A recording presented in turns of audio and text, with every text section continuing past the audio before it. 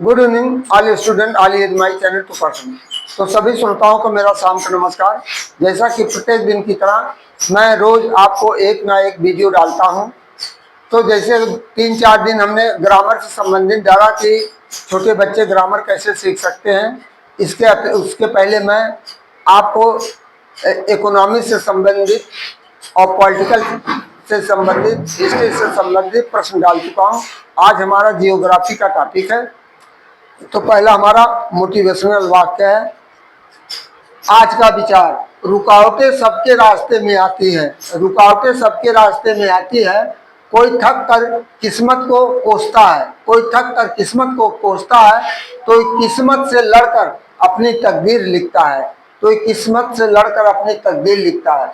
दूसरा, हीरा परखने वाले तो बहुत मिल जाएंगे, हीरा परखने वाले तो बहुत मिल जाएंगे, लेकिन जो तुम्हारे भीतर छिपी पीड़ा को पढ़ सके वही इंसान तुम्हारी जिंदगी का सबसे कीमती हीरा है। तीसरा, इतिहास सिर्फ किताबों में नहीं लिखा जाता है, इतिहास सिर्फ किताबों में नहीं लिखा जाता, कुछ लोग इतिहास बन जाते हैं, जैसे doctor B.R. Ambedkar, Thomas Alva Edison, Einstein, Bhabha और तमाम ऐसे साइंटिस्ट और समाज सुधारक हैं जो आज अमर हो चुके हैं।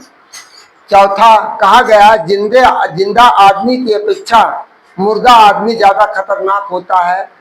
जिंदे आदमी से आप बहस भी कर सकते हो, उससे कुछ तर्क भी कर सकते हैं, लेकिन मरा हुआ व्यक्ति जो इन्वेंशन करके चला गया, जो लिख कर चला गया, आज उसी की शोध पर हम कार्य कर रहे हैं। जैसे डॉक्टर अम्बेडकर बाबा साहब के द्वारा लिखित संविधान के द्वारा हमारा देश उसी पर संचालित हो रहा है।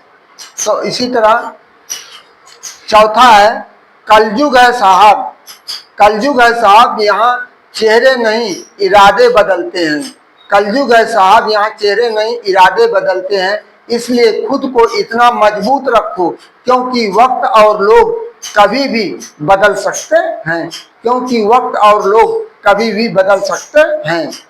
पांचवा है, उम्र धन और पद में चाहे कोई कितना ही बड़ा क्यों ना हो, उम्र धन और पद में चाहे कोई कितना भी बड़ा हो क्यों ना हो, लेकिन वास्तव में बड़ा तो वही है जिसके भीतर सभी मनुष्यों और जीवों के लिए प्रेम, स्नेह और सम्मान होता है, अर्थात जिसके अंदर मानवता होती है, सच्चा इंसान वही होता है।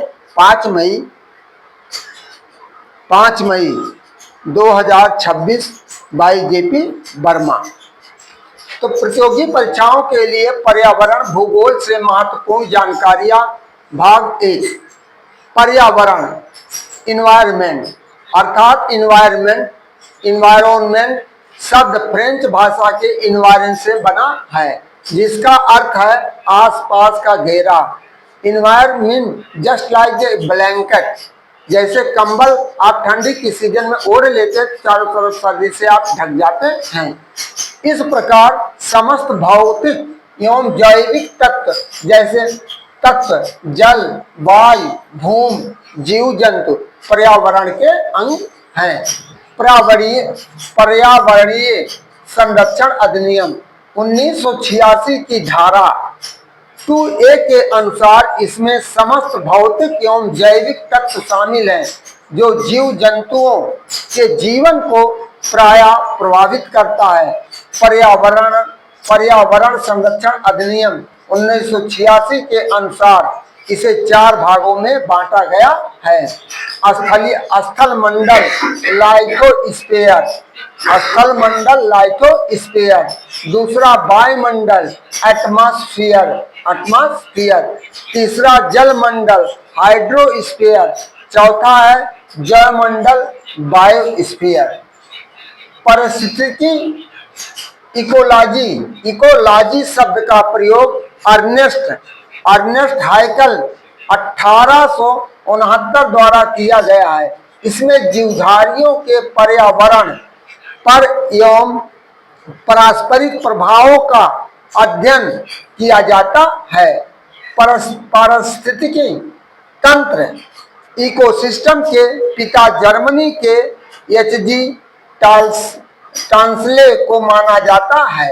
पर्यावरण शिक्षा का पिता पैट्रिक गेडिस, पारिस्थितिकी पिरामिड, इको पिरामिड प्रेरणा चार्ल्स एल्टन, जैव विविधता बायोडायवर्सिटी शब्द का प्रयोग ईओ विल्सन ने किया था।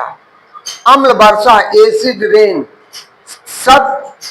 सर्वप्रथम इसका प्रयोग ब्रिटेन के रॉबर्ट स्मिथ द्वारा किया गया था। ओजोन परत, ओजोन लेयर डिके, ओजोन परत की क्षय या गिरावट। ओजोन परत का क्षय सर्वप्रथम पता ब्रिटेन के फोरमैन ने लगाया था।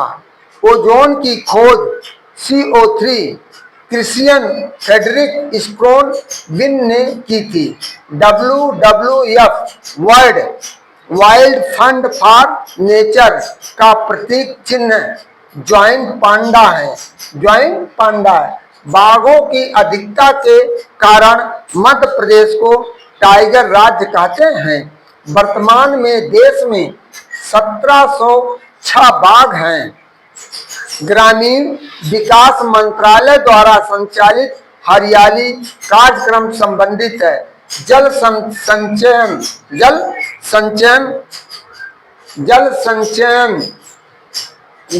संचयन प्रबंधन से है।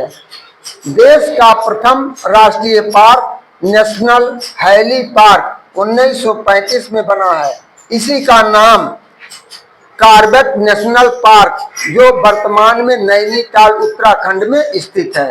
ध्वनि को मापने की इकाई डेसिबल, औसत इसका है 45 से 53। ओजोन परत हेतु डाप्सन, भूकंप हेतु नापने का सिस्मोग्राफ, एको मार्क पर्यावरणीय शुद्धता का चिन्ह है। एक मार्क खाद्यान्न शुद्धता का चिन्ह है। DNA फिंगरप्रिंटिंग आनुवांशिकता निर्धारण प्रणाली है। रेड डाटा बुक संकटग्रस्त जीवों से संबंधित पुस्तक है। ग्रीन डाटा बुक या प्रजातियां विविधता से संबंधित पुस्तक है। प्रोजेक्ट टाइगर का प्रारंभ 1973 से हुआ और घड़ियाल प्रजातियों को विविधता से संबंधित घड़ियाल संरक्षण परियोजना 1976 और यह टाइगर प्रोजेक्ट 1973, घड़ियाल संरक्षण परियोजना 1976, गैंडा संरक्षण 1996, गिद्ध संरक्षण परियोजना 2000 से तथा हाथी संरक्षण परियोजना 1992 से प्रारंभ हुआ। इसी तरह हम कहते हैं कि मरने के बाद किसी भी व्यक्ति को मरने के बाद DNA से द्वारा ये तो पहचाना जा सकता है स्त्री है या पुरुष, स्त्री या पुरुष, लेकिन उससे उसके बॉडी से या नहीं पहचाना जा सकता है हिंदू है, मुसलमान है, सिख है या ईसाई है। तो हमें धर्म के प्रति ना प्रेरित होकर अपने कर्तव्यों, अपने दायित्वों के प्रति प्रेरित होना चाहिए। एक मानवता के प्रति होना चाहिए। जैसे कि हमारे तमाम विद्वानों ने, महान व्यक्तियों ने इसको सिद्ध कर दिया है कि मानवता ही सबसे बड़ा धर्म है। ना हिंदू, ना मुस्लिम, ना सिख, ना ईसाई, मानवता ही जिसके अंदर है वही व्यक्ति सबसे महान है। तो मैं सभी श्रोता बंधुओं से कहता हूं कि जैसे आप ये महीना मई से लेकर के जुलाई, अगस्त, सितंबर, अक्टूबर तक तमाम प्रकार की प्रतियोगी परीक्षाएं अब लगातार होने जा रही है। अब जैसे कि UPSSC की परीक्षा या आपका 1 जून से प्रारंभ होगा, जिसके लिए 8000 वैकेंसियां आ रही हैं। तो जो लड़के पेट क्वालिफाई किए हैं और पेट क्वालिफाई नहीं किए हैं वो भी पेट की तैयारी कर करके अपना पेट पास करें और इसके बाद आगामी प्रतियोगी परीक्षाओं के लिए अपना जी जान लगा दें, जिससे उनका भविष्य उज्जवल हो सके और उनके माता पिता का सीना गर्भ से ऊंचा हो सके।